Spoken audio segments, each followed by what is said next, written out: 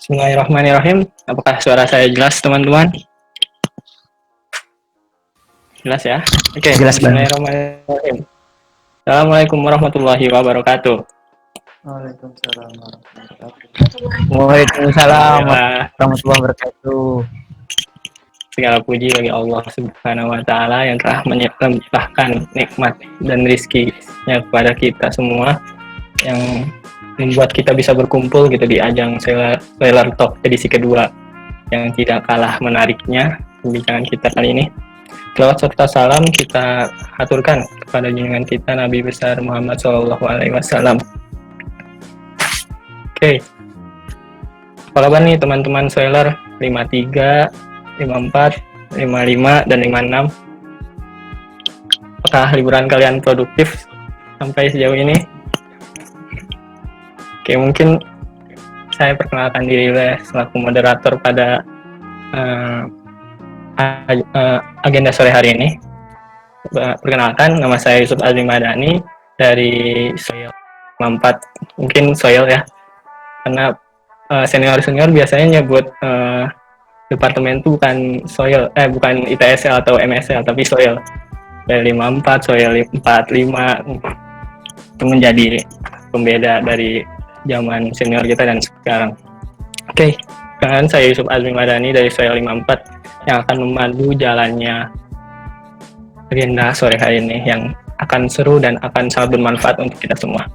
Oke, selamat datang Bang Danu, Mandra Pratama, alumni Soil 51 yang sudah mungkin kalau angkatan 53, 54 tuh sangat familiar lah dengan Abang satu ini, karena berbagai prestasi sudah diraih oleh Abang ini selama masa perkuliahannya. Oke, nah ini alhamdulillahnya kita akan melaksanakan Seller Talk kedua, mana pada tema saat ini, pada tema sore hari ini kita akan berbincang terkait topik yang sangat erat nih dengan kita mahasiswa di dunia kemahasiswaan apapun, yaitu prestasi dan organisasi, genggam keduanya. Mungkin dari temanya sudah terbayang gitu kan, bagaimana kita bisa membalance antara prestasi di bidang akademik ya dan organisasi yang cukup padat itu. Nah ini soalnya pandangan saya terkait tema ini cukup relevan dengan kehidupan kita, karena setiap angkatan saya yakin pasti ada yang memperdebatkan, kenapa ya sih itu mah organisasi terus, akademiknya kayak ditinggalin. Terus ada yang satu lagi yang cinta organisasi, kenapa si satu itu mah akademik terus, ambis terus, nilai A terus, sampai nggak pernah ikut organisasi apa-apa, nggak pernah ikut acara HMIT apa-apa. Nah, ini perdebatan yang sering kita jumpai di kalangan kita itu. Tapi sebenarnya bisakah seorang mahasiswa ilmu tanah menggenggam keduanya dengan sukses, berprestasi di bidang akademik dan berprestasi juga di bidang organisasi gitu.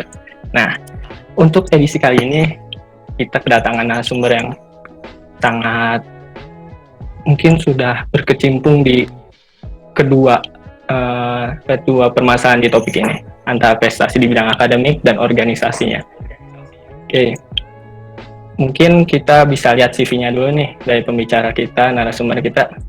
Nah, nama narasumber kita pada sore hari ini adalah Bang Danu Mandra Pratama. Mungkin bisa di zoom ke arah academic qualification-nya. Nah, di situ kita lihat nih, beliau alumni dari Soil Science and Land Resources IPB di tahun 2019 ya Bang, angkatan 51, dan beliau juga memiliki prestasi-prestasi di bidang akademik yang sangat mentereng. Pernah menjadi presenter di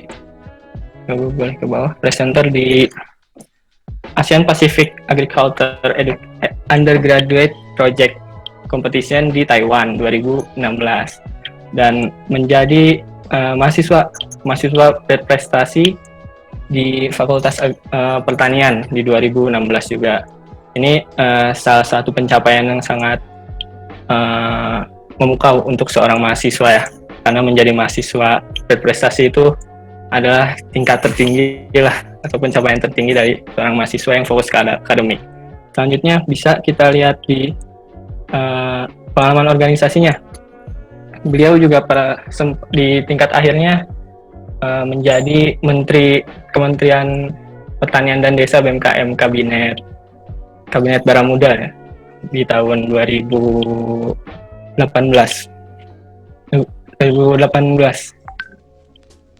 Ya itu.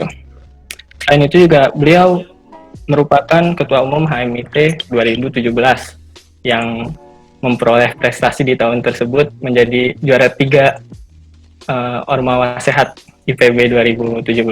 Ini prestasi yang sangat kita banggakan untuk HMIT. Oke, langsung saja untuk mengefisienkan waktu kita dan agar kita cepat memperoleh insight dari Bang Danu ini yang sangat bermanfaat. Mungkin waktu penyampaiannya 45 menit Bang untuk menyampaikan materinya. Oke, mungkin waktu dan tempat disilakan Bang. Oke, assalamualaikum warahmatullahi wabarakatuh. Waalaikumsalam warahmatullahi wabarakatuh. Tiba saya. Salam.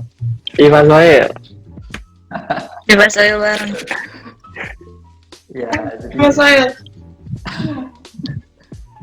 yang pertama saya mengucapkan terima kasih ke teman-teman HMIT yang memberikan kesempatan. Jadi ini salah satu salah satu tanggung jawab ya, karena kita dulu semasa mahasiswa senior itu cukup getol memberikan sharing pengalamannya, nasihatnya. Ya sekarang giliran kita. Jadi bukan berarti di sini saya tuh lebih baik dari teman-teman, enggak. Kebetulan saja saya mengalami lebih dulu, lebih awal, jadi mungkin bisa sedikit banyak cerita tentang kehidupan kampus dan pasca kampus versi saya gitu ya. Dan harapannya ya kalau dari apa yang saya sampaikan ada sesuatu yang bisa diambil hikmahnya, bisa diambil pelajarannya, silahkan. Kalau ada hal-hal yang kurang berkenan ya sudah, tidak perlu ditiru. Jadi yang pertama saya siapkan 2 presentasi teman-teman. Ada presentasi khusus untuk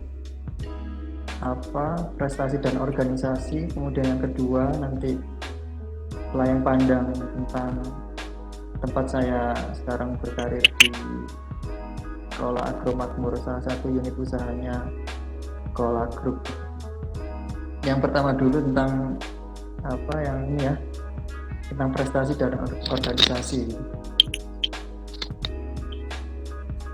Ini slide-nya bisa pindah-pindah sendiri. Ada operatornya ini ya, saya nggak pernah soalnya ini. Ada Bang. Ini di presenting sama Sadin. Oh iya sudah. Sadin ya, bagus lah. Iya, yang pertama sebagai mahasiswa kan harus bangga dong ya. Ini adik-adik yang 56 harus bangga dong, harus bangga masuk Departemen Ilmu Tanah, departemen paling tua, kemudian alumninya sudah melalang buana kemana-mana di berbagai banyak sektor. Itu yang foto saya pajang gitu ya, itu yang tengah. Nah, yang tengah itu Soil 45 gitu. Soil 45, kebetulan dia atasan saya di sini.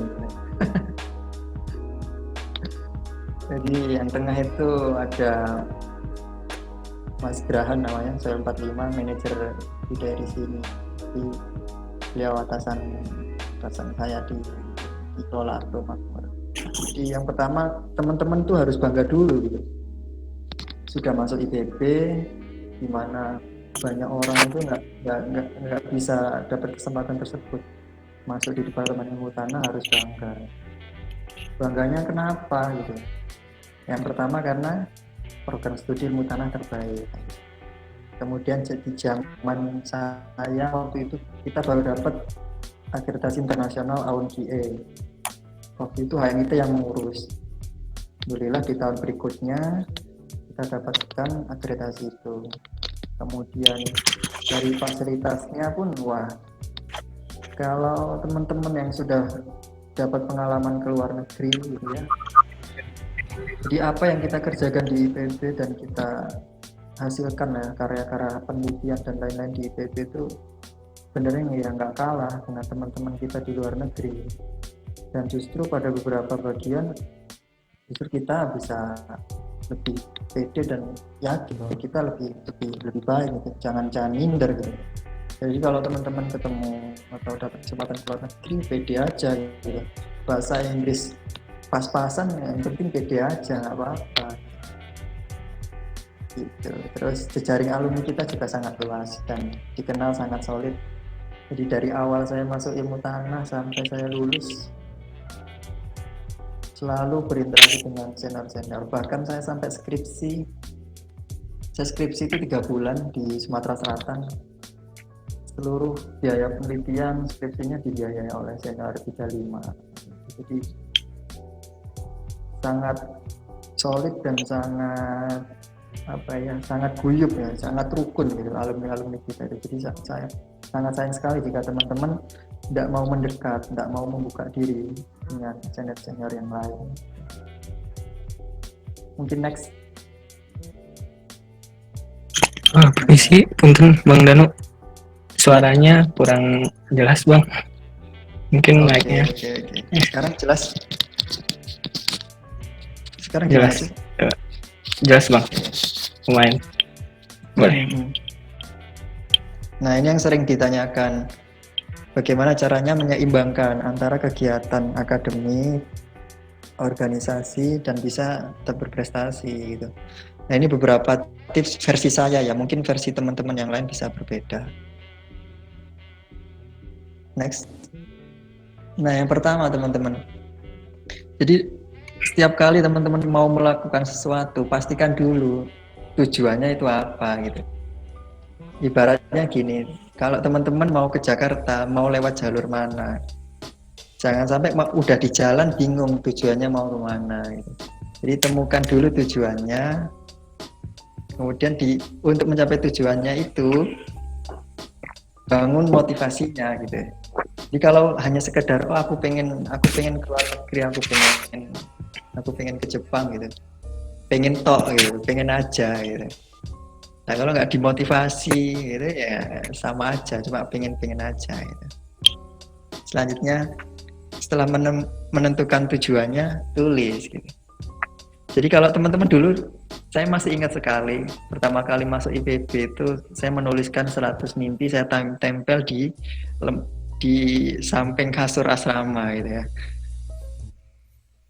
Sampai sekarang masih saya tulis, masih saya ingat. Jadi ketika kita punya keinginan sesuatu, impian, tulis aja gitu. Dan percaya diri aja itu. Dengan menulis teman-teman setidaknya satu langkah lebih baik lah. Jadi jangan khawatir nanti mau gimana, yang penting setelah tahu tujuannya kemudian tuliskan mau apa gitu, Selanjutnya next. Nah, kemudian eksekusi. Nah, eksekusi itu kadang kita mikirnya gini. Wah, aku masih tingkat 1, masih tingkat 2. Bisa nggak ya nanti ikut lomba, ikut kompetisi sejajar dengan senior-senior yang lain gitu. Nah, ini foto saya tampilkan karena menurut saya ini salah satu foto yang sangat berkesan waktu itu. Waktu itu saya masih tingkat 1, persiapan masuk ke departemen. Semester 2 berarti, semester 2 masih belajar proses menulis karya tulis dan kita ikutkan lomba aja. Waktu itu HMIT yang menyelenggarakan tingkat nasional. Nah, pesertanya itu senior-senior semua dari kampus-kampus lain. 48 lah, rata-rata 48, 49 kayak gitu. Ternyata dengan kesederhanaan kita gitu kan, dengan ketidaktahuannya kita gitu, nggak usah mikir yang aneh-aneh, yang penting ikut aja gitu, tulis aja gitu. Tahunnya juara 1 ya. Bocah masih TPB gitu. Masih TPB ikut kompetisi nasional bisa dapat juara. Artinya nggak usah takut gitu, nggak usah minder, percaya diri aja. Next. Nah, setelah melakukan kegiatan, evaluasi gitu. Berkaca pada dirinya, hari ini sudah ngapain aja gitu. Per minggu, per bulannya dievaluasi. Sudah sejauh apa progres yang kita kerjakan kayak gitu. Sekarang kan kalau saya rasa dengan kecanggihan teknologi untuk melakukan evaluasi kan cukup mudah ya. Bisa dengan cara reminder di HP, pakai Google Calendar, evaluasi pekanan, bulanan. Nah, ini sudah sangat membantu sekali. Jadi jangan sampai sudah melakukan banyak hal tapi tidak dilakukan evaluasi. Next. Nah, ini tingkat 1 ya. Ini adik-adik yang TPB ini masih cocok lah. Ini saya tuliskan tingkat 1 ngapain, tingkat 2 ngapain, sampai tingkat 4. Ini versi saya ya, ini versi saya. Jadi kalau tingkat 1 itu udahlah, nikmati saja kehidupan berasrama. Banyak-banyakin teman gitu ya. Ketemu banyak orang, kenal banyak orang. Kemudian lagi ibaratnya mata kuliah masih gampang-gampang lah ya, masih standar gitu. Jadi IPK itu bagus-bagusin aja itu. Bagus-bagusin, ikuti seminar yang banyak, kemudian siap-siap nanti tingkat 2 mau ambil bagian di mana. Next. Setelah itu masuk di tingkat 2, masuk ke jurusan. Nah, mulai kenal lah itu dasar-dasar ilmu tanah.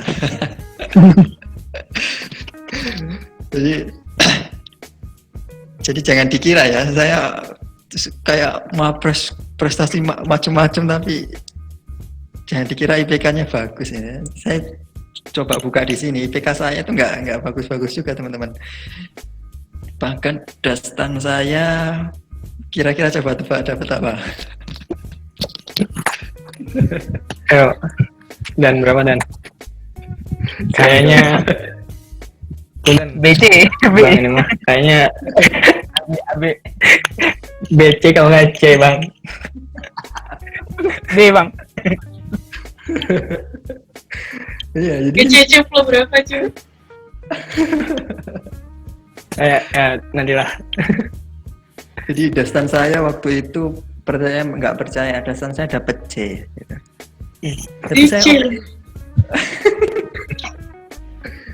Jadi Jangan dibuka sekarang bang, takut yang di mana nanti. Iya bang, jangan bang. enggak apa-apa. Jadi saya ingin sampaikan bahwa yang terpenting adalah prosesnya. Teman-teman memahami ilmunya. Masalah nilai itu kan hanya angka gitu. Jadi yang penting teman-teman belajar, baca bukunya, ikut belajar bareng, ikut tutor bareng, ngerti makna setiap apa yang disampaikan, itu sudah cukup. Kalau masalah nilai itu kan ya udahlah, kita pasrah ya. Jadi saya juga kaget, wah loh kok dapat nilai C, lah ya sudahlah, yang penting kita paham ilmunya. Buat apa kita dapat nilai A, tapi ketika implementasi prakteknya kita kurang bagus kayak gitu. Nah, di tingkat 2 ini teman-teman juga udah mulai bisa ikut-ikut kegiatan sosial, ikut prestasian, baik di tingkat departemen, fakultas atau kampus. Kemudian lagi seru-serunya itu tingkat 2 praktikum keluar kampus, ke mana? Ciampea, terus kemana lagi itu? Ciampea ke Gunung Kapur, terus ke mana? Komis kan. Mana itu Cibinong ya. Nah, Cibinong, terus macam-macam lah. Jadi itu masa seru-serunya itu. Ya, zaman kalian kan udah nggak ada ospek ya. Jadi ya cari kegiatan sendiri lah yang bisa merekatkan antar angkatannya. Karena zaman saya itu yang terakhir ospek, setelah 52 karena saya jadi ketua MIT saya stop. Saya stop. sampai ke bawah nggak ada ospek, nggak ada apa istilahnya tuh, MPD ya, MPD, nggak ada MPD. Iya, MPD. Nggak ada MPD, tapi nggak masalah. Kemudian, nah tingkat 2 ini kan karena sudah mulai mengenal ilmu di departemen, nah, mulai coba digali-gali. Aku ini mau fokus di mana? Tertariknya kira-kira di bidang apa? Jangan sampai teman-teman telat menemukan apa yang mau dijadikan fokus kayak itu. Karena banyak dari teman-temanku dulu juga kebingungan gitu, udah mau menjelang penelitian masih bingung aku mau ngambil apa, mau penelitian apa kayak gitu. Jadi semester tingkat 2, nah coba digali-gali kira-kira nanti peminatan di bagian apa. Dan perbanyak belajar bareng ya teman-teman ya. Jadi salah satu nilai plusnya anak-anak tanah itu karena solidnya itu ya belajar barengnya itu. Masih ada ya apa tutor di Mahatan. Masih bang. Alhamdulillah. Wes. Bagus, bagus. Kalau yang Berkelanjutan. ngasih tutor biasanya angkatan berapa? Di atasnya misalnya saya nih 54, berarti yang ngasih tutornya anak 53. Nanti 55 yang ngasih tutor anak 54. Iya, bagus. 53-nya siapa biasanya? 53 itu Bang Imat. Bang Imat. Bang Oh iya. Siapa? Bang Imat. Ya, Bang Imat. Kalau enggak kemarin juga sempat Bang Samsul buat Morfo. Samsul bisa ngasih tutor ya? Bisa. Dia juga ini soalnya aspek survei dan Morfo kemarin. Oh, aspek ya, bagus lah. Ketua HMI itu juga harus gitu, Cup. Kamu itu harus jadi contoh teman-temannya gitu. Jangan fokus di HMIT-nya saja, akademik juga harus bagus. Siap. Lanjut next, tingkat ketiga nih, masuk ke tingkat 3. Nah, ini angkatan kalian ini. Jadi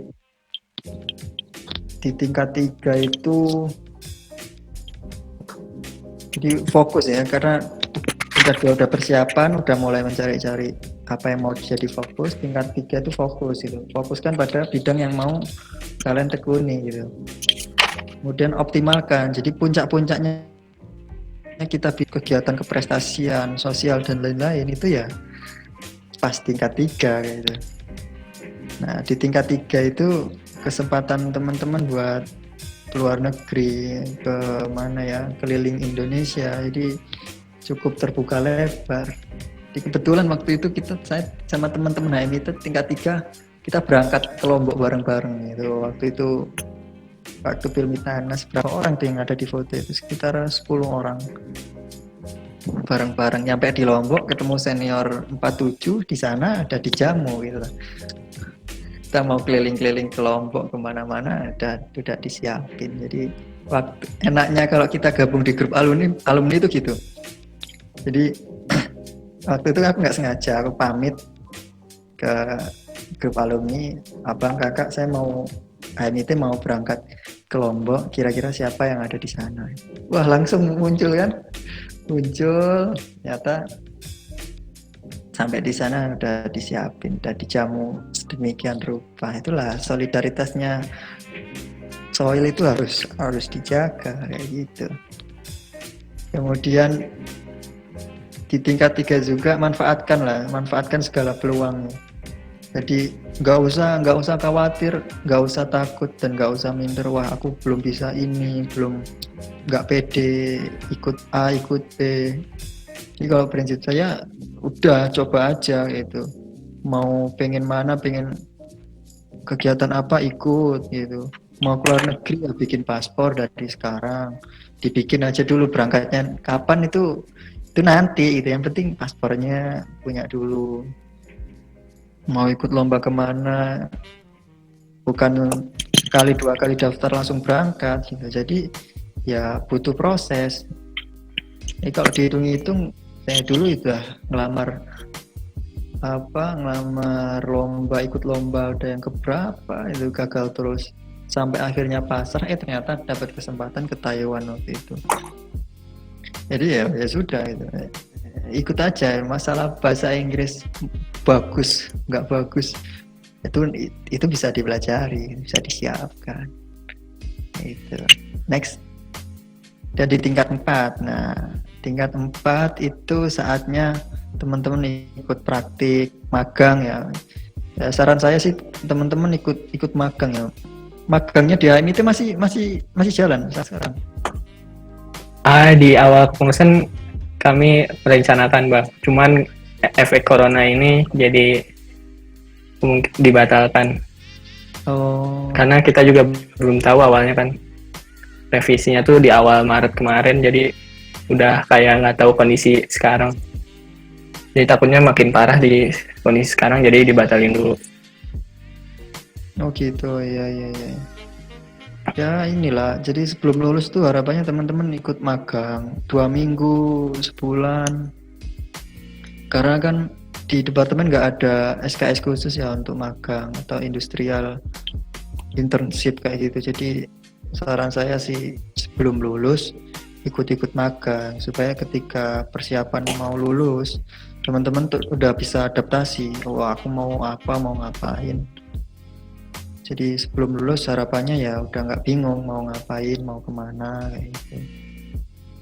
Kemudian biasanya kalau teman-teman di tingkat 4 itu ada di fase persimpangan itu. Persimpangannya pertama mau cepat lulus, apa mau lanjut ikut lomba-lomba, atau mau lanjut organisasi untuk mengembangkan jejaring kita gitu. Tinggal pilih gitu, mau ambil mana. Kalau saya ambil semuanya.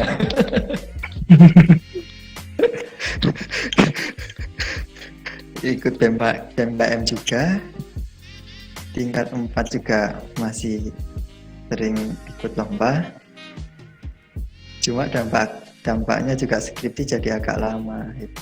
Jadi saya skripsi dulu di daerah Kabupaten Muara Enim.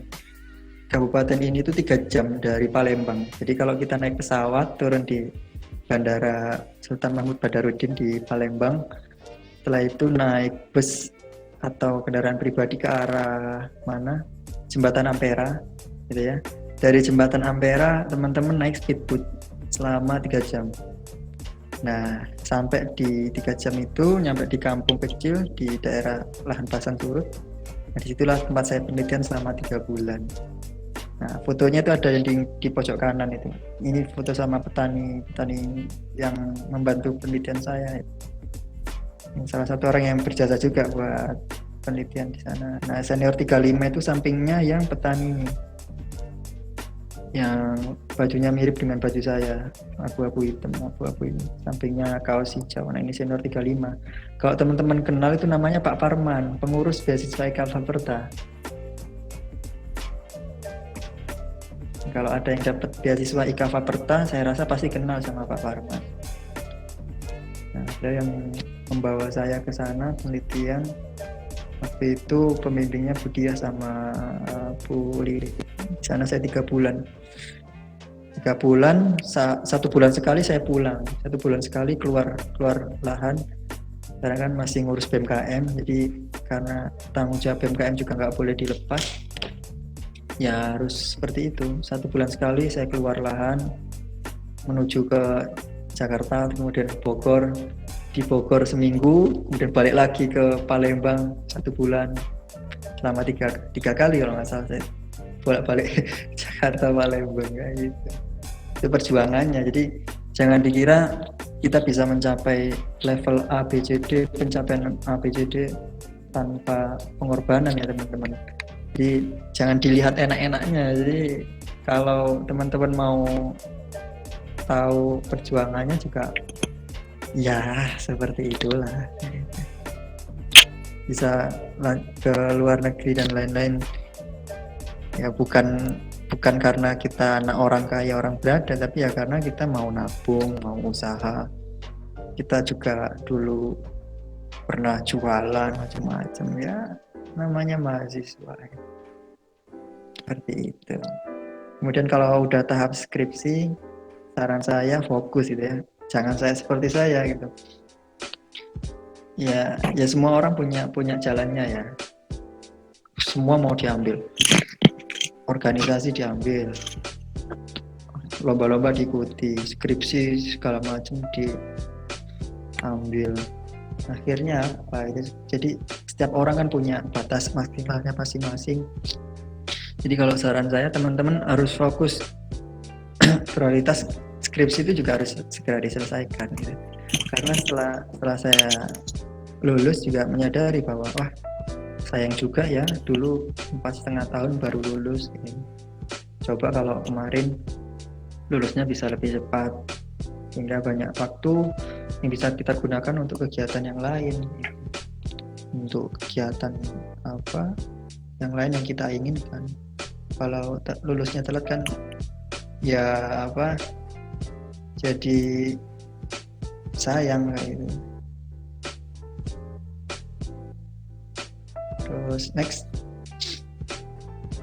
nah ini teman-teman yang sering bertanya, gimana sih Bang caranya menyeimbangkan banyaknya jadwal kita gitu. Nah kalau dari saya sih simpelnya gini teman-teman, setiap orang punya skala prioritas, setiap orang punya kepentingan terhadap kegiatan tertentu, dan ya nggak semua agenda bisa kita ambil semuanya gitu ya secara berbarengan, selesai dengan mulus-mulus saja itu. Iya, teman-teman juga harus punya skala prioritas gitu. Jadi kalau saya sebelum kuliah itu setiap malam saya catat besok pagi agenda saya mau ngapain, saya catat di kertas kecil, saya taruh di saku karena saya itu orangnya pelupa. Di sehari sebelum kegiatan saya taruh, besok saya targetnya mau bimbingan, mau ketemu dosen ini, mau ketemu senior ini, mau apa saya tulis. Jadi ketika pagi bangun tidur udah catatan, oh ya aku harus ini dulu.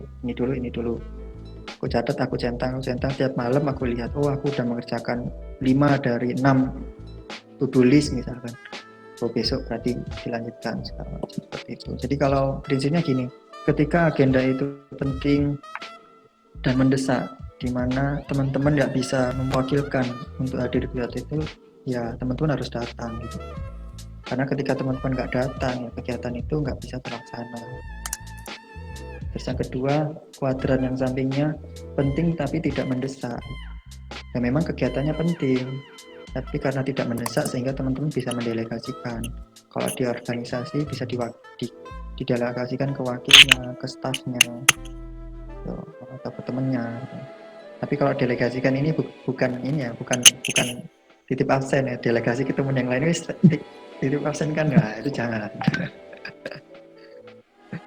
Jadi kadang teman-teman tanah itu karena saking solidnya gitu ya, itu ya gitu. Ini saya sampaikan ke teman-teman, itu contoh yang nggak baik gitu. Karena saking solid, wah aku takkan solid itu, temennya nggak masuk di ITH, wah itu bahaya gitu.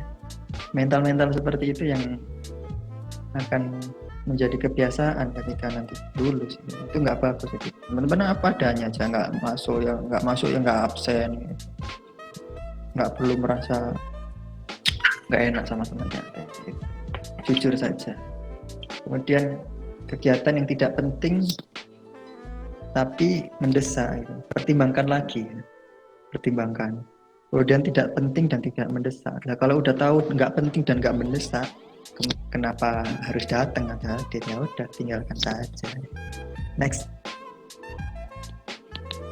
Nah, setelah itu teman-teman juga harus respect kepada beberapa hal, respect kepada waktu, kepada orang, kepada sistem.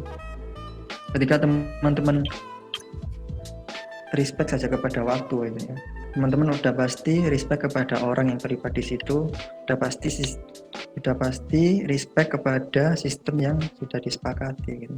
Kuncinya adalah respect di waktu dulu. Ketika waktunya udah teman-teman hargai, mau janjian jam berapa, datangnya jam berapa, mau belajar bareng mulai jam berapa, selesai jam berapa, itu dihargai waktunya gitu. Nah ini yang budaya di Mutana yang saya rasakan kurang bagus juga terkait respect terhadap waktu gitu. Saya sangat concern ke teman-teman dulu di MIT. Kita mau membuat sesuatu yang besar gitu, mau membuat karya yang besar gitu. Kalau kita nggak menghargai waktu aja, itu teman-teman udah nggak menghargai orang yang udah hadir tepat waktu. Teman-teman nggak menghargai sistem yang sudah dibentuk. Jadi kuncinya respect kepada waktu. Termasuk ya artinya kalau respect terhadap waktu, waktunya kuliah ya kuliah, masuk jam berapa, masuk jam berapa, kemudian apa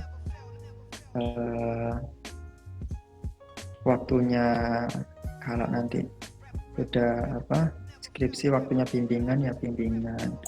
Coba teman-teman ketika nggak respect kepada waktu, nanti teman-teman nggak respect juga kepada dosen, nggak respect juga kepada janji yang sudah dibuat. Nah itu kan sesuatu yang nggak baik.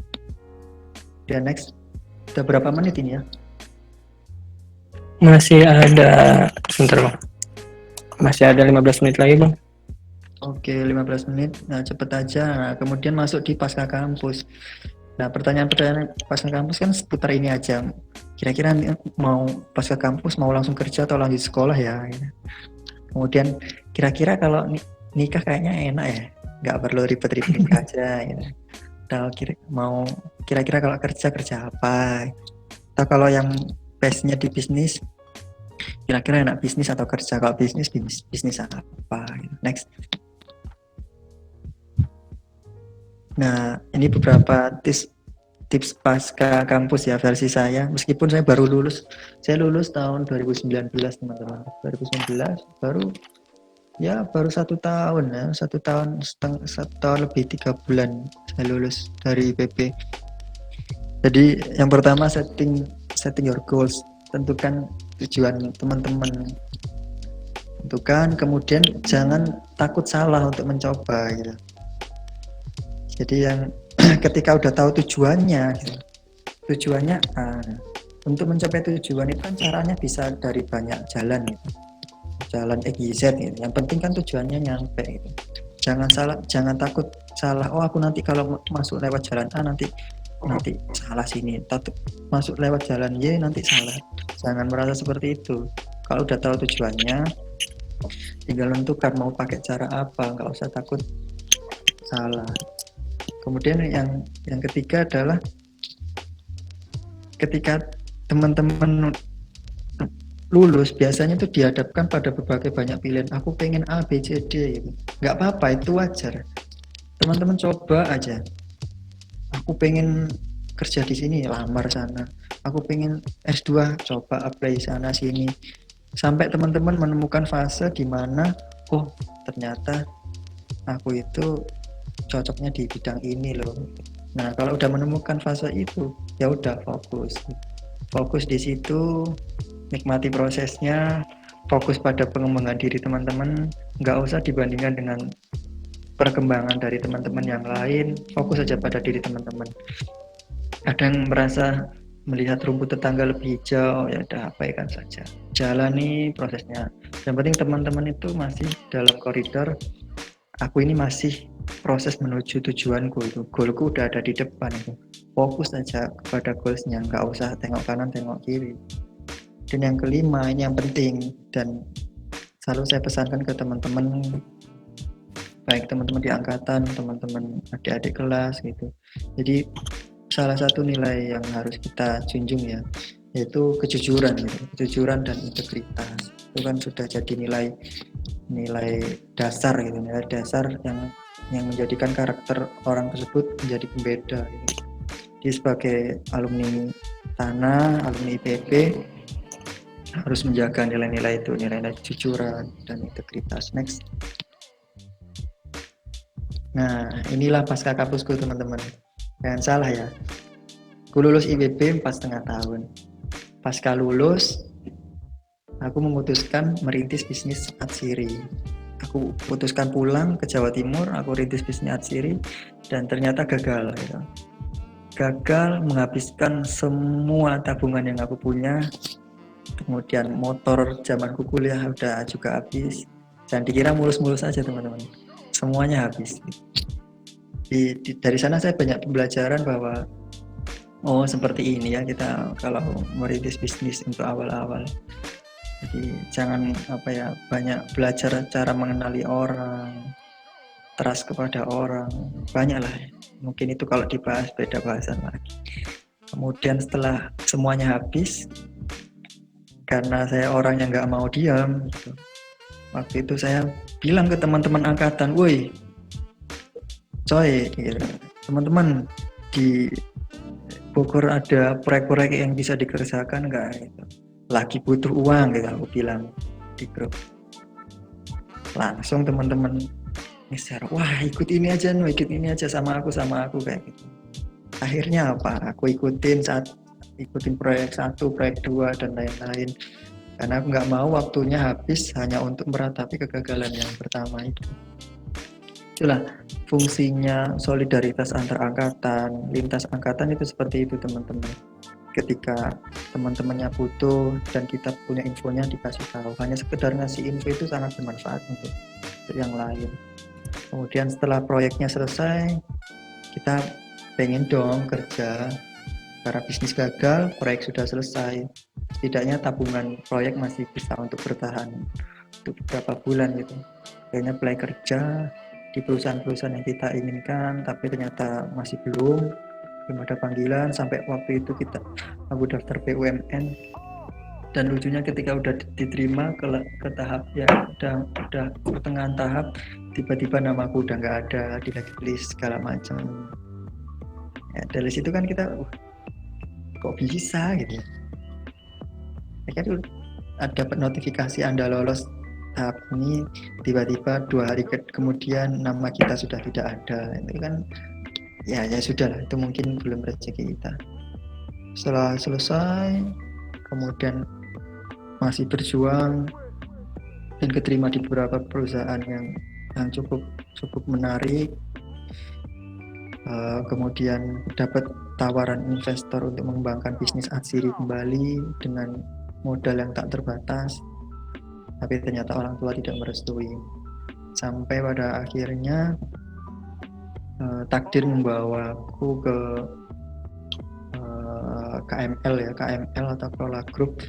Itu kalau teman-teman kenal itu almarhum Pak Muhammad Najik ya, ownernya ya, alumni IPB angkatan berapa kan, 17 gitu, angkatan 17, ownernya alumni IPB juga. Jadi saya memutuskan untuk berkarir di situ, dan alhamdulillah ternyata dari situ saya dibawa dan ditempatkan di unit Edamame gitu, di Kabupaten Temanggung, Jawa Tengah. Dan syukurnya ternyata ya Allah itu maha mengetahui ya teman-teman, mengetahui apa yang dibutuhkan umatnya, bukan apa yang diinginkan. Ini di sana saya tinggal di lereng Gunung Sindoro Sumbing gitu.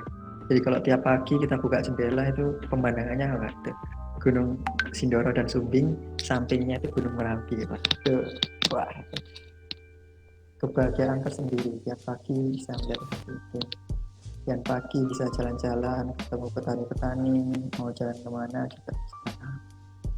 Kemudian punya tim yang solid, timnya juga senior-senior dari itu juga. Jadi kan ternyata hikmahnya itu seperti ini.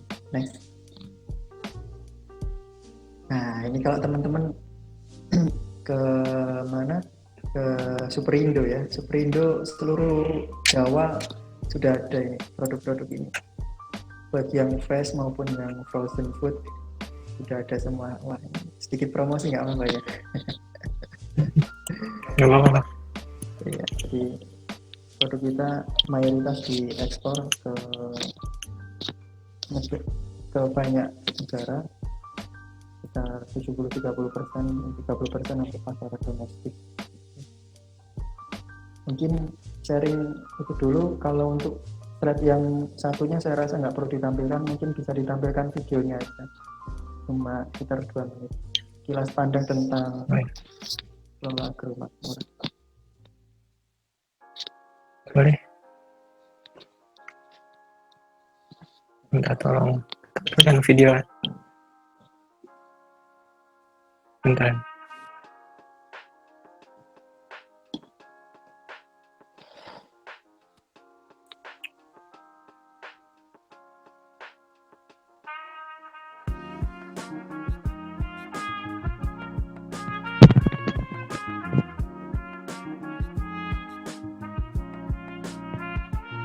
nggak ada suaranya. Iya. Suaranya. Ini suaranya ganti edit ke stereo. Jangan mikrofon.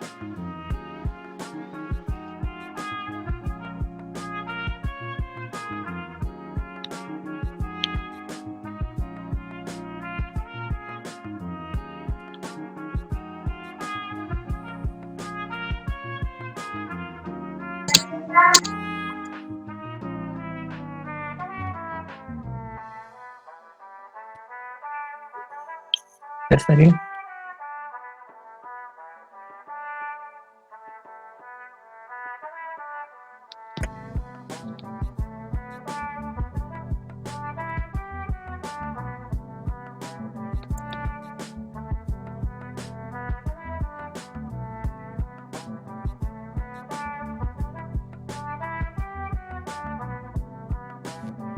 Ini nggak bisa, Happy bisa nggak?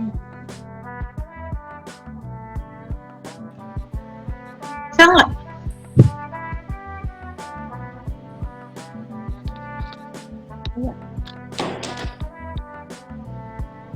Bentar ya teman-teman. Buka di more option, Din. Terus pilih ntar. Sebentar.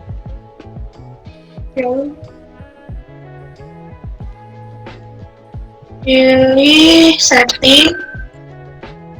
Anjing apa nih? Oke, web.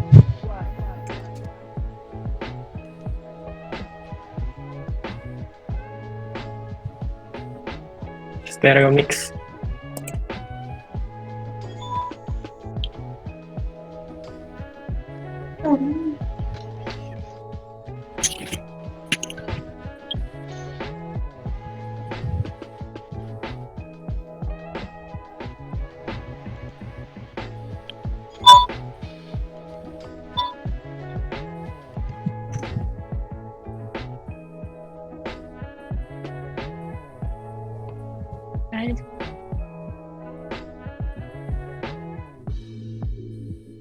Masih sama.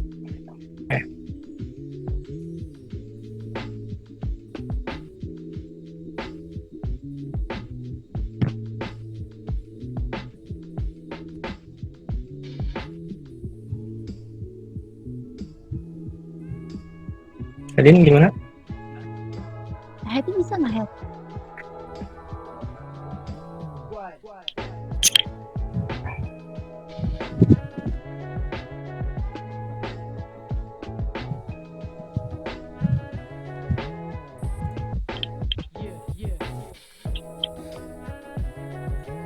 Ya sudah, kalau emang nggak bisa, nggak perlu ditampilkan, nggak usah ditampilkan, nggak apa-apa. Oke, mungkin nanti videonya bakal disebar di grup ya, biar nambah wawasan. Ya, grup untuk video dan materi yang disampaikan Bang Danu akan kami kirim di grup koordinasi terkait acara ini juga. Oke, Masih ada berapa waktu? masih Bang, mungkin 5 menit lagi. Oke, 5 menit. Tampilkan satunya. Iya. Nah, ini slide-nya saya persiapkan karena terkait dengan sistem keilmuan.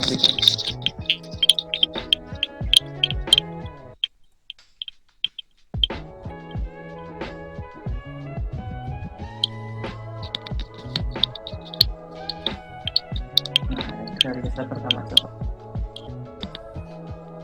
Nah, jadi ini saya siapkan, ini slide biasanya saya pakai untuk sosialisasi ke petani-petani, ke mitra-mitra yang mau budidaya babi. Jadi tempat kita bernaung di PT Kelola Agro Makmur di Temanggung, teman-teman. Next.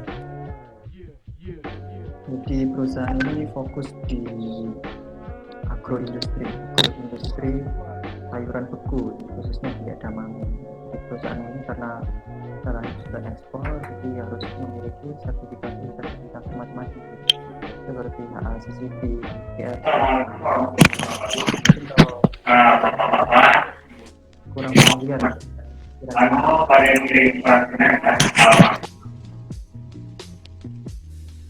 Next. Nah, jadi fasilitas dari pabrik ini itu cukup besar dengan mesin pendingin 1.200 ton gitu. Jadi kalau teman-teman ada kesempatan datang ke Temanggung ingin melihat bagaimana sebuah pertanian yang terintegrasi gitu ya, contohnya ya ada di sini, ada lahannya, ada pengolahannya, ada pasca panennya sampai jadi produknya. Jadi seperti ini. Jadi kalau teman-teman nanti kalau mau melakukan field trip atau magang atau internship atau penelitian bisa kontak saya, bisa saya coba usulkan di ini. Next. Nah, ini pola kemitraan teman-teman. Jadi teman-teman supaya tahu aja ya. Jadi kalau di perusahaan, ketika misinya perusahaan ini kan ingin membuka kesempatan yang banyak ya kepada petani-petani yang ingin ikut andil dalam bisnis ini, membuka kesempatan ke petani-petani kecil yang ingin bergabung. Dari perusahaan itu support apa aja, kayak benih, pestisida, pupuk, mulsa, jaminan pasar, bimbingan teknis. Nah, petani modalnya adalah lahan, tenaga, sama pupuk kimia. Jadi kalau kendala di kita itu kan kalau petani-petani itu kadang sulit jaminan pasar, harga yang tidak tentu, dan banyak yang nggak ngerti teknis budidayanya. Disitulah perusahaan hadir. Tugas saya itu ada di poin ke 6 ini. Next. Nah, ini supaya ini ada pengetahuan baru buat teman-teman. Tapi mau budidaya edamame itu mau caranya seperti apa sih? Nah, seperti ini. Bahannya dipersiapkan, diolah dulu, dibaca. Kalau di Cikabaya itu kita pakai traktor yang biasa dioperasionalkan ini, Mang Andi mana? Ya, yes. Mang Andi. Masih bang. Nah, itu aku dulu pakai itu tuh. Itu olah tanah, dikumpulkan, terus dibuat bede. Next. Sampai di situ, setelah persiapan lahan, nanam tanahnya seperti itu, kemudian ditutup mulsa. Ditutup mulsa itu supaya apa? Ya teman-teman tahu, ditutup mulsa itu supaya kelembabannya terjaga, kemudian ketika benih udah pecah itu bisa serem selama 3 hari gitu. Next. Kemudian perawatan standar ya, 5 penyemprotan, pembukaan, 5 tahun petugas. Nah, seperti yang ada di foto itu, ini yang biasa kita lakukan di lapangan, datang ke lahan, ketemu petani, kasih masukan petani. Next. Kemudian panen. Nah, yang paling saya syukuri di sini itu adalah hadirnya bisnis ini itu banyak memberdayakan orang-orang di desa teman-teman, petani-petani kecil di sana, ibu-ibu kampung yang awalnya tak kerja bisa ikut kerja, ikut panen, ikut nanam, merawat dan lain-lain. Jadi ya sangat menarik sekali. Jadi kita kerja itu nggak hanya kerja, tapi ada sisi sosial yang bisa kita lakukan. Pemandangannya enak banget ya, itu pemandangan lereng gunung Diapit oleh 2 gunung. Sindoro Sumbi, bisa lah ke sini. Next. Nah, potensi pendapatannya seperti ini. Nah, harganya itu harga kontrak teman-teman. Jadi di kontrak harganya supaya petani itu ada jaminan pasar, jaminan pasar. Nah, coba lihat potensi pendapatannya ini. Gitu, 1 hektar mending nanam edamame daripada aneh-aneh. Next. Nah, ini contohnya nih lahan kita nih di Semarang. Tiap pagi nontonin gini kan enak. Pasti sarapan sama orang di lahan dan lain-lain. Ya. Mungkin itu dari saya. Terima kasih.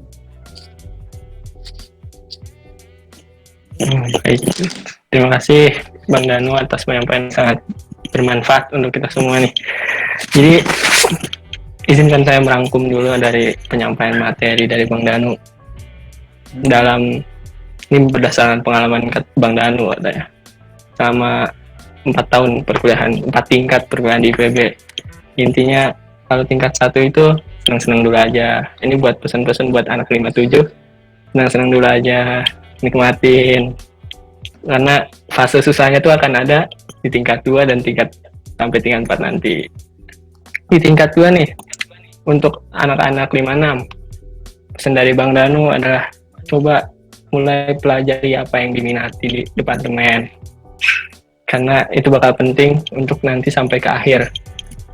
Kalau belum ada yang minat, coba gali lagi, dan gali lagi. Nah, ini untuk 55 nih.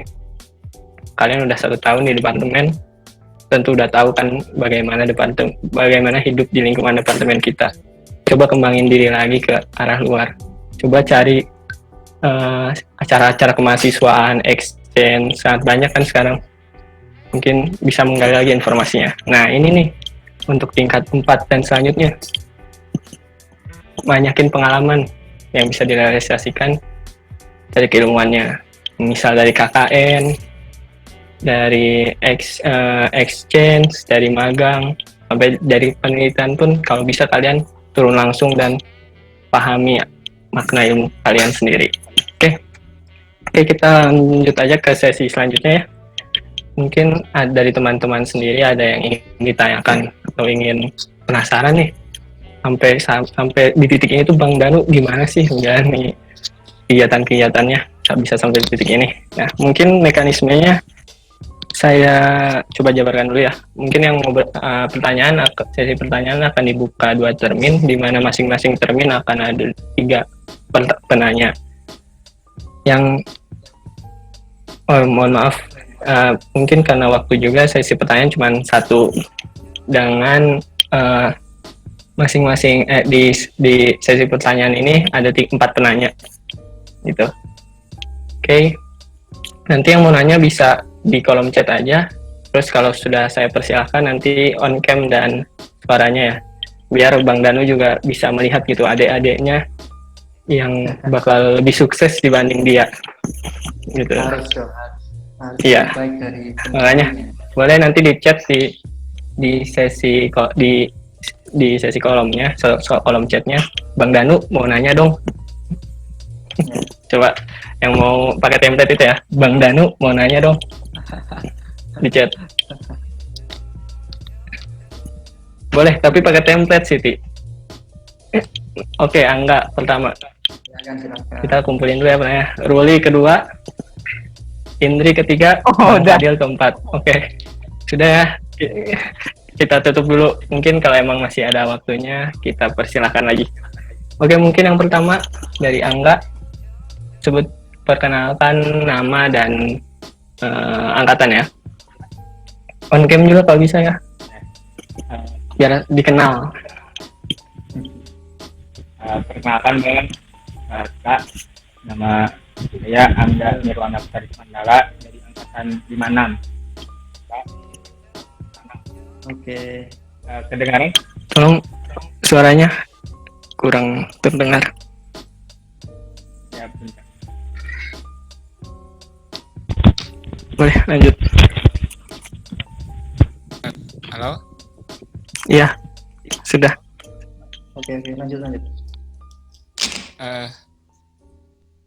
Perkenalan dulu Bang. Ya, boleh. Cepat aja perkenalannya ya. Perkenalkan nama saya Angga dari angkatan 56. Saya mau bertanya ke Bang Danu.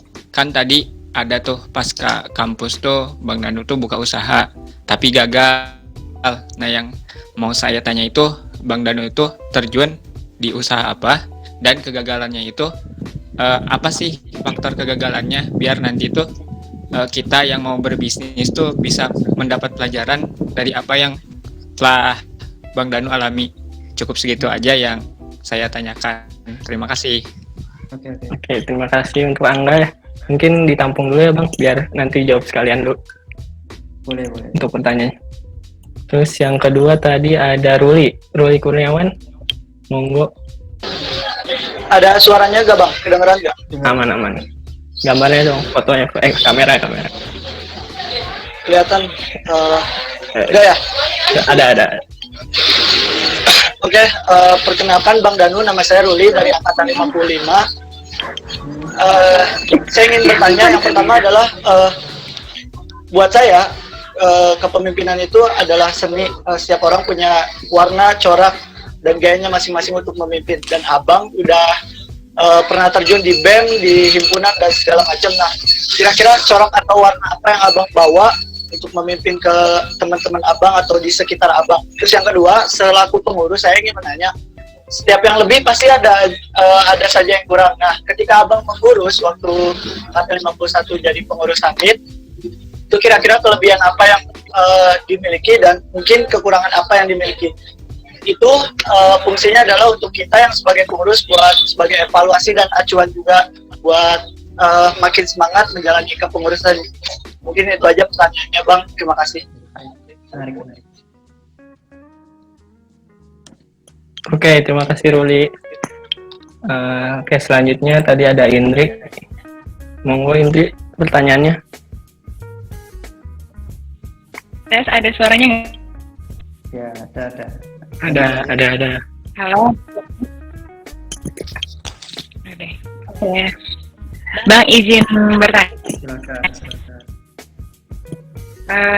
Ini kan Indri dari koordinasi dari 54 dan kebetulan sebagai memikirkan untuk penelitian sejak penelitian sekarang yang memang akan terjalan buat orang-orang yang nggak ikut KKN di bulan Juli. Nah, dari Abang sendiri, pengalaman Abang sejak skripsi itu kan apakah Abang itu menentukan penelitian Abang itu udah memikirkan penelitian Abang ini bisa membawa skill Abang di kerja nanti, terus atau Abang hanya menjalankan skripsi itu karena isu saat itu aja Bang. Terus motivasi Abang buat 54 kayak kita tuh penelitian tuh harus serius karena nanti biar kita tuh punya skill yang bisa ngebawa kita buat kerja di bidang kita, terus juga nggak kalah saing dengan orang-orang yang sudah berpengalaman di dunia kerja nantinya Bang. Terima kasih Bang. Sama-sama, terima kasih. Baik. Oke Indri, udah saya catat pertanyaannya. Oke, yang terakhir Bang Adil. Oke, tes. Assalamualaikum warahmatullahi wabarakatuh. Bang, Waalaikumsalam. ini Fadil MSL 53 mau tanya-tanya tentang ini Bang, dunia pasca kampus. Ini Bang, apakah ada bidang-bidang tertentu atau keahlian-keahlian tertentu gitu yang sebaiknya kita miliki sebelum lulus? Sebagai contoh, saya pernah dengar tuh dari kating-kating juga, katanya bidang JIS, terus pemetaan drone itu katanya sedang dibutuhkan. Apakah ada bidang-bidang lainnya? Itu aja Bang. Terima kasih. Wassalamualaikum warahmatullahi wabarakatuh. Waalaikumsalam. Terima kasih Bang Fadil, sudah saya catat juga pertanyaannya. Oke, monggo Bang Danu. Oke. Pertanyaannya Jawab menarik. satu persatu. Coba jawab satu persatu ya. Dari yang pertama untuk pertanyaannya Angga. Jadi waktu itu pasca kampus sebelum saya memutuskan untuk pulang kampung, tentunya saya sudah siap-siap dong. Sudah siap-siap satu tahun sebelum lulus saya berguru ke salah satu senior di IPB untuk belajar bisnis atsiri, minyak atsiri. Kalau tanaman nilam dan serewani. Jadi sebelum lulus, sebelum pulang, saya belajar mulai dari teknik budidayanya sampai pengolahannya. Dan saya rasa bekal itu sudah cukup, sehingga saya memutuskan untuk pulang. Nah, ketika sampai di rumah, saya mencoba untuk mempraktekkannya. Jadi kegagalan yang mungkin bisa jadi pelajaran teman-teman adalah yang pertama kalau mau kita fokus di bisnis, yang pertama jangan berdiri sendiri, bentuk tim gitu. Supaya kerjanya bisa dibagi-bagi. Terus yang kedua, jangan mudah percaya sama orang.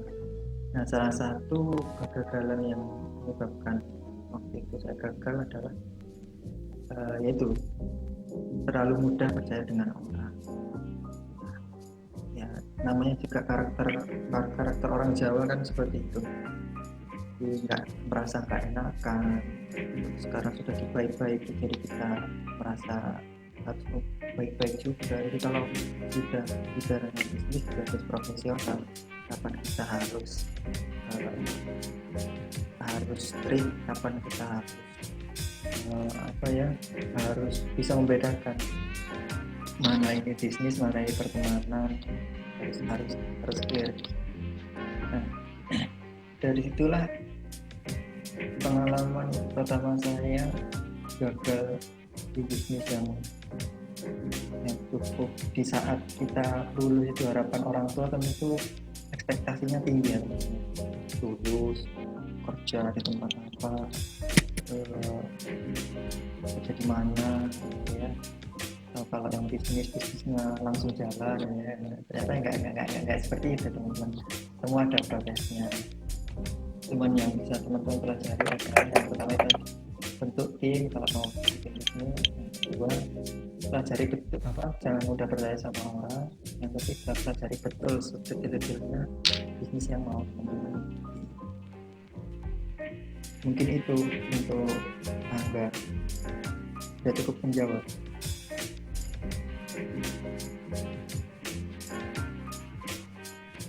Bagaimana Angga? Aku menjawab. Oke, sudah. Baik. Oke.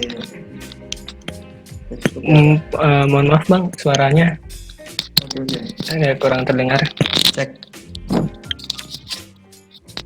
Lanjut ke pertanyaan Ruli ya. Iya, Ruli, terkait kepemimpinan. Jadi terkait gaya kepemimpinan ya. Kalau saya ditanya seperti ini itu agak sulit teman-teman menjawab. Gaya seperti apa yang diterapkan di HMIT kala itu, karena setiap kepengurusan tentu punya tantangannya masing-masing ya. Jadi zaman saya, zamannya Ucup, zaman Samsul tentu berbeda, tantangannya berbeda. Dikit cerita tentang HMIT kala itu. Di tahun saya waktu itu adalah waktu transisi teman-teman, transisi peniadaan MPD, kemudian sentimen-sentimen terkait departemen cukup banyak didengar dari berbagai kalangan yang menyebut mahasiswa ilmu tanah itu yang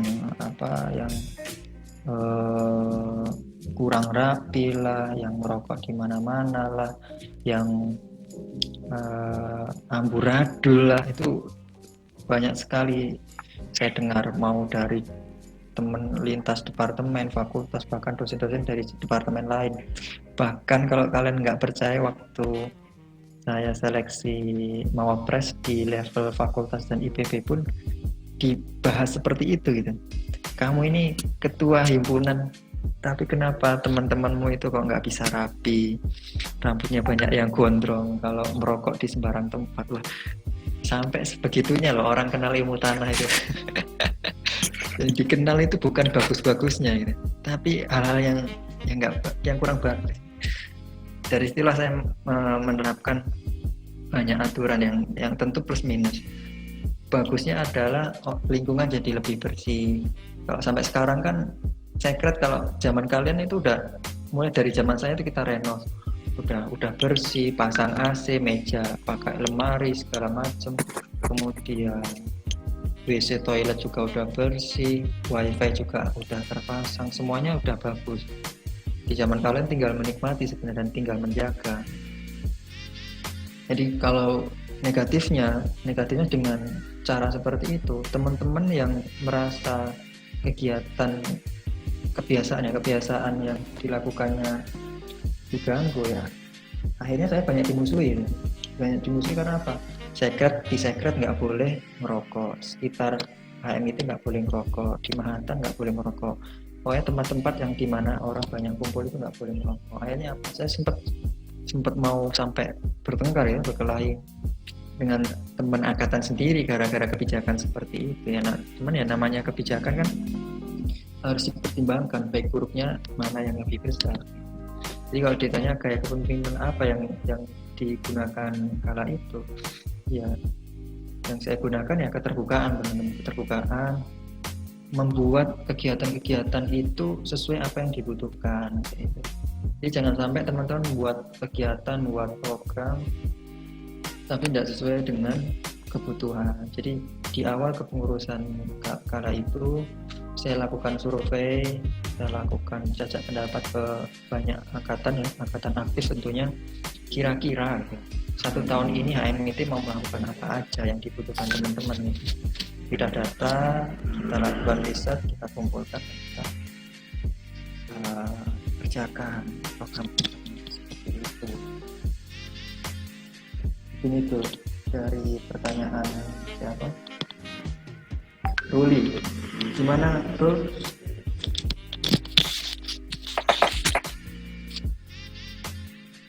Bagaimana Roy? Terjawab sudah pertanyaannya? Oke, Aman. ya, Oke, cukup. selanjutnya pertanyaan dari Indri Bang terkait penelitian Nah, mahasiswa tingkat akhir nih. tingkat akhir buat Indri pertanyaannya bagus sekali. Jadi ada beberapa tipikal orang ya kalau terkait skripsi itu. Yang pertama tipikalnya yang penting ngerjain skripsi lulus. Yang kedua, aku harus skripsi dengan topik yang benar-benar aku minati karena aku sangat tertarik banget dengan topik ini. Atau yang ketiga, tipikal mahasiswa yang ya udahlah nganut aja apa kata dosen, ikut proyekan dosen, nganut aja lah yang penting lulus. Nah kalau saran saya penelitian itu adalah puncak dari pembuktian ya, pembuktian seberapa jauh kita menguasai bidang keilmuan kita ya. Ya sedikit idealis juga ya. Cuman kalau saya dulu saya pertama kali tuh ikut penelitian proyeknya Pak Suwardi. Cuman saya memutuskan keluar dari proyek itu karena merasa wah kalau saya penelitian model seperti ini saya kurang berkembang gitu. Saya kurang berkembang karena kurang berkreasi, sehingga saya putuskan keluar dari proyeknya. Saya usulkan penelitian mandiri karena dapat sponsor itu dari Senior 5. Saya lakukan penelitian di Sumatera Selatan karena saya sangat menyukai bidangnya, topiknya. Saya lakukan. Jadi kalau saran saya untuk teman-teman yang akan melakukan penelitian, yang pertama lakukan penelitian itu sesuai keinginan ya, sesuai apa yang menjadi minat teman-teman. Jangan sampai meneliti itu karena terpaksa. Itu yang pertama. Terus yang kedua, ya pastikan bahwa penelitian kita itu memang dibutuhkan gitu. Ya kan sayang kita melakukan penelitian yang penting lulus gitu, yang penting selesai, itu kan sesuatu yang sangat sayang sekali. Terus yang ketiga, pastikan juga penelitiannya itu dikerjakan sendiri gitu. Dikerjakan sendiri, prosesnya itu teman-teman tahu. Karena apa? Karena teman-teman akan bermanfaat skill di lapangan, skill di lab, skill menulis, analisa itu sangat bermanfaat ketika teman-teman memang melakukan penelitian itu dengan sendiri dan mendalami bidang yang diteliti.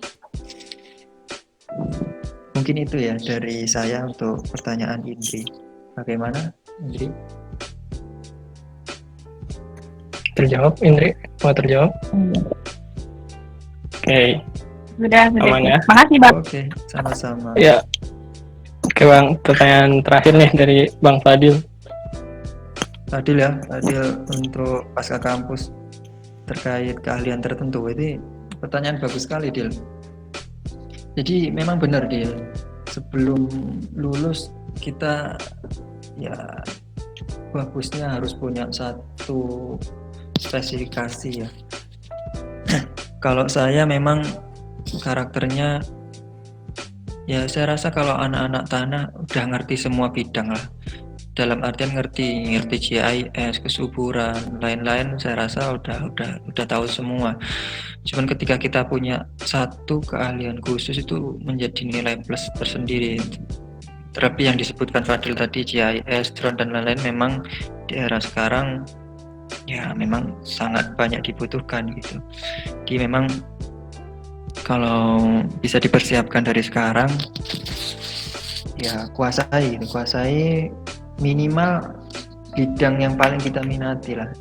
Jangan sampai lulus dari IPB tapi kita masih awang-awang, nggak ada satu atau dua bidang yang kita benar-benar tekuni. Sayang sekali. Dimanfaatkan betul selama masih menjadi mahasiswa. Mungkin itu Dil. Oke Bang, makasih banyak Bang. Oke. Sekarang tahap apa Dil? Skripsi apa Dil? Skripsi lagi nulis Bang. Nulis apa? Doain aja Bang. Doain. Lab apa Dil? Lab KTA sama Pak Kuku. Oh, Kuku. Iya. Penelitian apa? Tentang ini erosi di Bandung. Apa sih namanya? Das Citarum. Semangat Bang Fadil. Iya. Kasih ya. Akan semangat. Bulan depan kan, Mas? Siap. Pokoknya Kamis doain aja. Kamis. Iya. Ya Bang. Oke teman-teman. Coba saya lihat kolom pertanyaan dulu ya. Oke, kayaknya masih ada satu lagi Bang. Terakhir nih buat Siti, kasihan. Udah terlanjur menyampaikan ingin bertanya. Siti, pertanyaan terakhir. Oh iya, kedengeran nggak tes? Kedengeran. Perkenalkan Bang, nama saya Siti, biasa dipanggil Yuki, dari MSL 54. Saya ingin bertanya, bagaimana cara kita bisa menyiasati waktu yang ada biar bisa lulus 4 tahun tapi tetap terkejar juga, misalnya mau ikut exchange atau ikut program kayak gitu, karena yang kita tahu sekarang kan semuanya tertunda gara-gara ada pandemik gitu. Jadi beberapa dari kami tuh ada yang bingung gimana ya caranya supaya bisa tetap lulus waktu tapi exchange-nya juga kejar gitu. Makasih Bang. Oke. Siapa tadi namanya? Siapa? Siti, Yuki Bang panggilnya. Iya. Wah, pertanyaan menarik sekali. Pengen exchange tapi lulusnya tepat waktu. Ya, jadi apalagi di masa pandemi ini ya teman-teman ya, semua sektor tentu mendapat dampaknya. Jadi memang apa-apa yang sudah direncanakan, strategi-strategi sebelum pandemi ini ya tentu berbeda dengan kondisi saat ini. Cuman kalau berkaca dengan pengalaman teman-teman di angkatan saya, rata-rata yang ikut exchange ya memang harus menghadapi eventnya gitu. Karena kan begini, setelah saya pelajari juga kenapa saya nggak mau ikut exchange, karena mata kuliah yang kita ambil di sana itu diakui sebagai mata kuliah wajib, jadinya kan ini mata kuliah tambahan gitu, bukan mata kuliah wajib yang bisa super SKS. Jadi ketika kita exchange 6 bulan ambil mata kuliah di sana, ternyata saya baru tahu ketika di ITB nggak bisa transfer SKS, bisanya cuma menggantikan kuliah-kuliah tambahan yang biasa kita ikuti. Nah memang strateginya gini, kalau dari teman-teman yang pengalaman di sana, supaya telatnya itu nggak telat banget gitu. Ketika exchange ya exchange-nya ya ini lakukan penelitiannya di sana gitu. Kalau teman-teman udah tingkat akhir, terutama yang di tingkat akhir, ya risetnya di sana. Saya rasa kalau tingkat 3 juga untuk memulai riset saya rasa juga diperbolehkan. Karena melihat tren dosen-dosen kita yang sekarang mulai lebih terbuka ya hal-hal tersebut. Jadi ketika exchange di luar negeri yang ketika pulang tinggal ngambil mata kuliah wajib yang harus diambil. tapi tetap pasti lulusnya 4,5 tahun. Ya sama lah. Makanya saya salah satu orang yang nggak mau ambil S2 itu karena itu. Karena ketika fokusnya cuma satu. Kalau lomba kan kita bisa ikut banyak.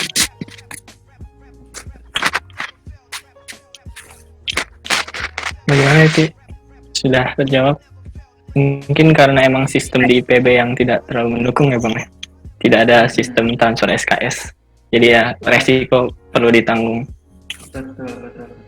Tapi enak loh, zaman kalian ini kan kegiatan keluar negeri kan semakin banyak ya. Winter programnya Kyoto aja udah 4 musim, kemudian program-programnya ICO juga udah makin banyak. Wah itu kan sayang sekali kalau nggak diambil gitu ya. Iya. Manfaatkan betul itu. Karena di pasca kampus belum tentu bisa. Ya. Bagaimana Citi, Yuki?